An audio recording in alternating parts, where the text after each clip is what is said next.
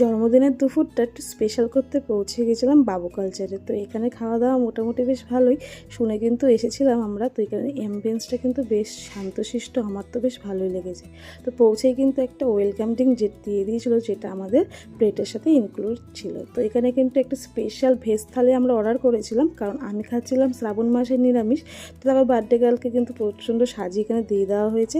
আর welcome drink তো ছিলই বললাম, তো সাথে ছিল দুটো লুচির সাথে ছিল একটি মিক্স তরকারি, আর ছিল ভাত, আর পোলার সাথে শুক্তো, ডালের সাথে ছিল আলু পোস্ত, যেটা খুব সুন্দর হয়েছিল। আর ছিল মালাই কোফতা 2 পিস, আর এটা ছিল ফুলকপির রোস্ট, যেটা সত্যি খুব ভালো হয়েছিল। আর মোচার চপ ছিল, যেটা সত্যি খুব সুন্দর হয়েছিল, যেটা আমার সবচেয়ে বেস্ট লেগেছে। আর এইটা ছিল একটু মিক্স বাটা, যেটা খেতে কিন্তু খুব সুন্দর হয়েছিল। অর্ধেক ভাত তো আমি এটা দিয়েই খেয়ে ফেলেছিলাম।